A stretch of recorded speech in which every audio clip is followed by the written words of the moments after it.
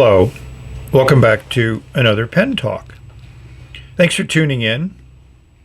Thanks for continuing to show interest in my exploration of the wide world of pens. And yes, we're going to look at pens from India. So this is the second one of these pens that I've gotten, this model from Ranga. And this is the first one that came via DHL. I think that's probably a result of the impact of COVID. Inside here are customs documentations, the classic commercial invoices. I used to refer to it in the days that I used to fill them out. And it has the value of the goods. It's signed by the seller. And inside that envelope was the box that is covered in this nice cloth. And it's sewn together. So we're going to open this up off camera and take a look at what's inside. So the pen is also protected inside the box. Underneath of that cloth is some newspaper used to protect the actual box the pen is in. So we're going to take this off and look at the box. So it's a nice kind of cloth covered box, snap clip. We open it up and we'll find a little plastic syringe for eyedroppering. We'll see a gift pen, which they're always good at providing. I have a few of these. It's a nice little small piston filler. And then we have the Heritage pen. Again, more plastic to protect it. It certainly was well wrapped. A bubble wrap, a nice thick plastic sleeve, and we revealed the pen. And this is not the pen that I thought I was going to get. I apologize. This is my special Ranga order that I just paid for on Friday. So I'm impressed. I just blown away that this arrived so quickly. So I had a number of choices of ebonite and special ebonite and acrylic and special acrylic and glossy and matte. And I wanted a matte finish. And I kind of was attracted to this green and black striped acrylic that you have here. The seller had asked me to make certain I wanted matte finish, and I said yes, because I have enough glossy acrylic pens that I wanted to see matte. And I also have a matte finish pen by Carolina's Pens, which I really like. So we'll take off the cap. It's really less than one turn. And I also ordered a broad two-tone Bach nib. Nice number 6 nib there. The pen is very light. That's an interesting section. A nice big flare out there at the end. Those threads you don't feel. There's a rounded step up here, so that's not an issue. We unscrew the barrel and we'll see a converter. And as usual, I think they do some testing.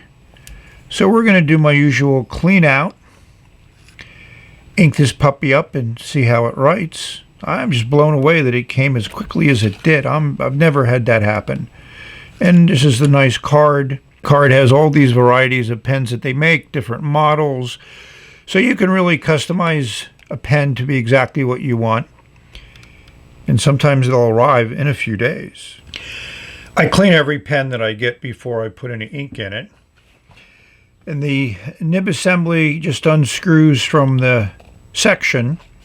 It's a standard Bock nib assembly, so any other Bock nib assembly I have can easily screw in there to replace it.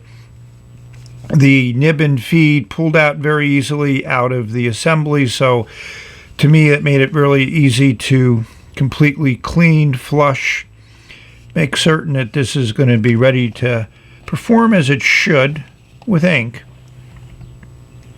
I think this is a very attractive nib. I think there's a nice bit of tipping material on there.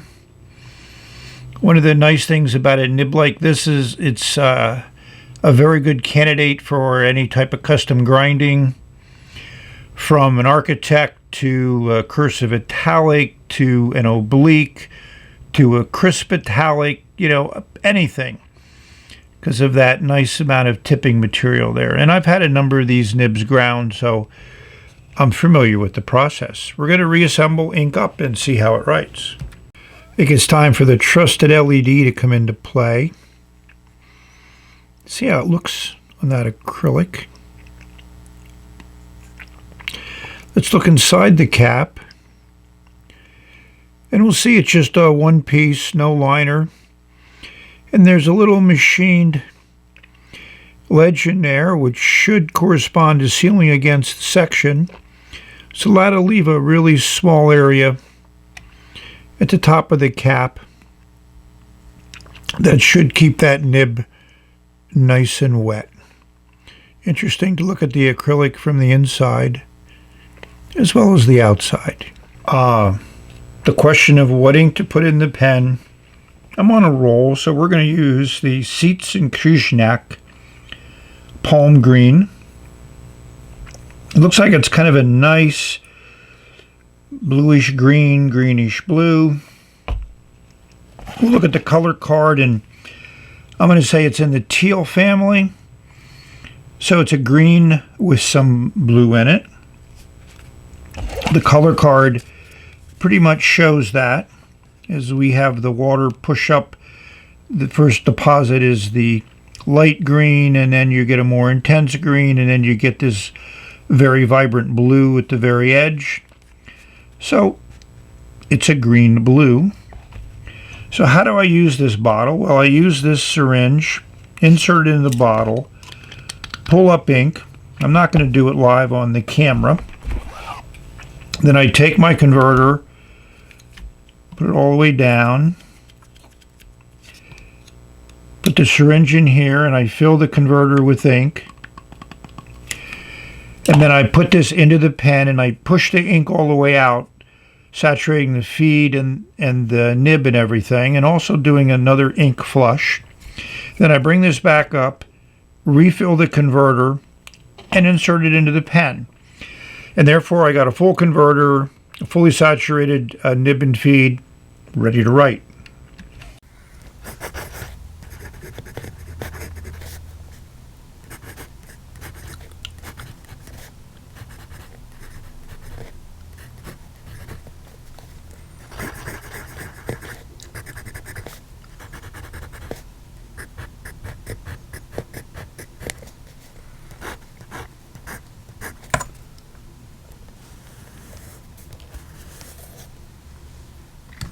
So I've decided to put the writing sample a little bit earlier in the video than I normally do. It's normally towards the end.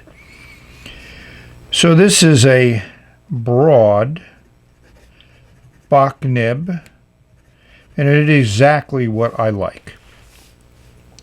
It is super smooth, but still with a little bit of feedback. You get to feel that paper, but not as much as you would expect with all that tipping material on the end of the nib. And it lays down a really nice line, a lot of ink. You get a little shading with this ink, but that's not really the purpose of it. I just like the color. So I really enjoy writing with the nib. We'll discuss the pen in more detail later on, but I just wanted to give you a little taste of how well this nib writes. And I just cleaned it up, reassembled it, and inked it up and started writing, and I just went, wow. I like going wow when I get a nice nib on paper. So the other reason why I really like this nib is it's a little bit soft. It has a nice bounce to it. You know, this is no pressure, and then if you put some pressure on it, you can see how those tines open up. We'll get a little bit closer so you can actually see those tines open up in real life. That's a great nib. This is the second or third of these broad Bock nibs that I've had, and they've all been really, really good writers. Yes, the pen is turntable worthy. And I have a new pen stand from Tiltwell. I got a few things from them. I'll do a review of those individually. But I wanted to use this one because I felt it really fit in with the pen, the shape. It holds it well. It's not necessarily an acrylic that's going to have any chatoyancy to it or pearlescence, and especially in a matte finish, but as we saw with other matte pens, it's not necessarily the case. We're going to let it turn. Hopefully you enjoy this visual look at this pen and its design. So here are three matte pens to compare. This is the Charleston Pen Company one. Did a full review. We'll put a link in the description. Here's that Ranga Model 3, which is an ebonite pen.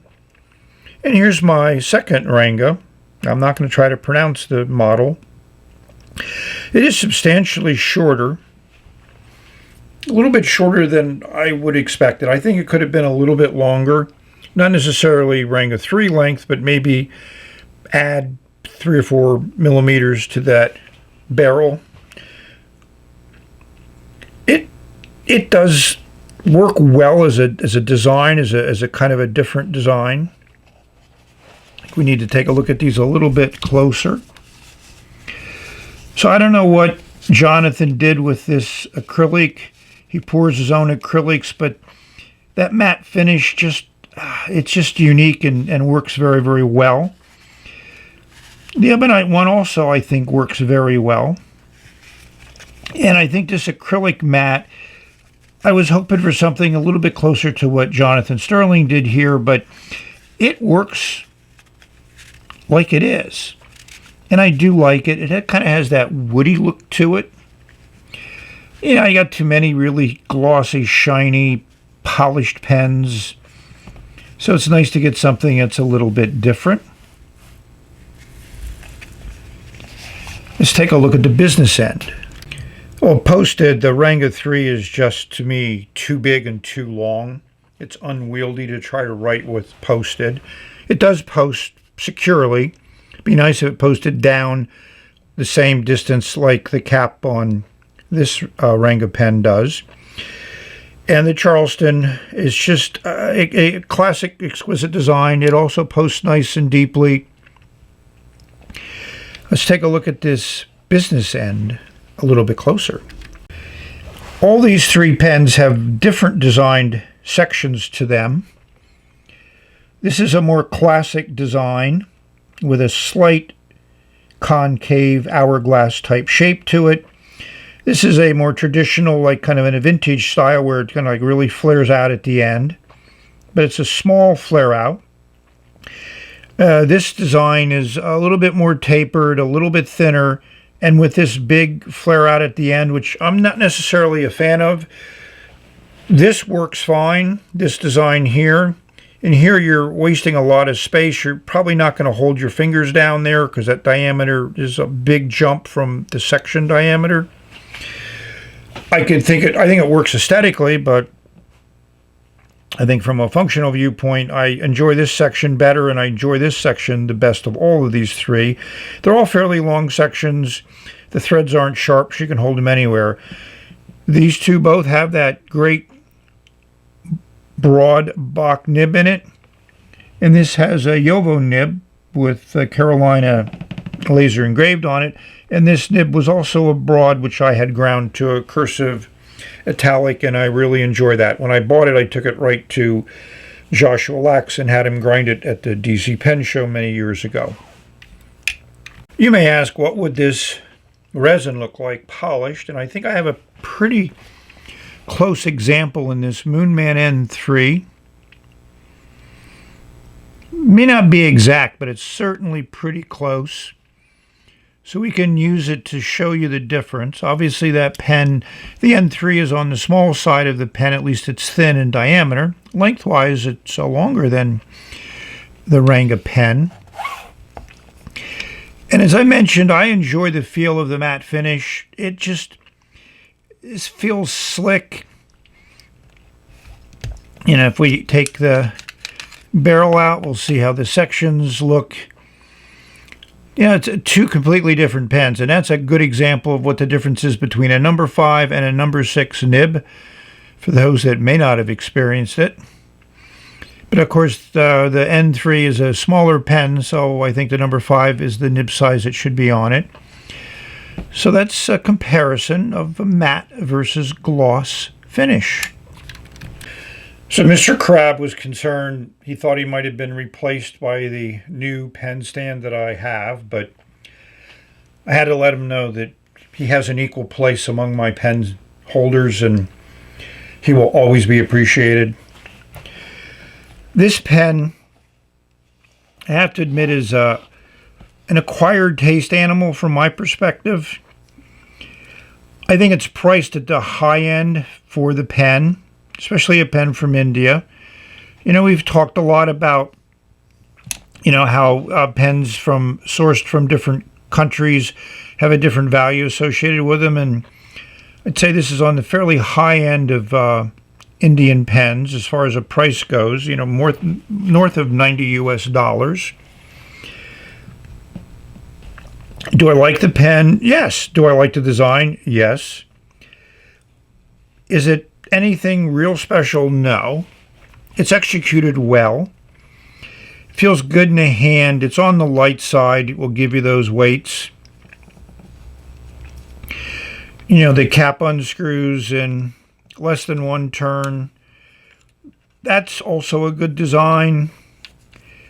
It posts very well. Just takes a little bit of pressure to get it in place.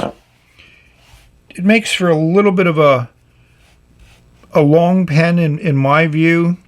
I probably wouldn't normally post this pen, but sometimes you need to put the cap someplace. You don't have one. If I'm sitting in a chair and trying to take notes on a pad, then that cap will probably end up either in my pen case or in my pocket. When you take the cap off and look at the pen unposted, it's, I think, that right length. It fits well in the hand. It feels good. It is extremely light, lighter than I would expect based on the size of the pen. I do like the feel of that acrylic. It's nice that they rounded that ledge there, which is a pretty big step up, but you don't feel it. So if you want to hold it a mile away from the end of the nib, you can do that.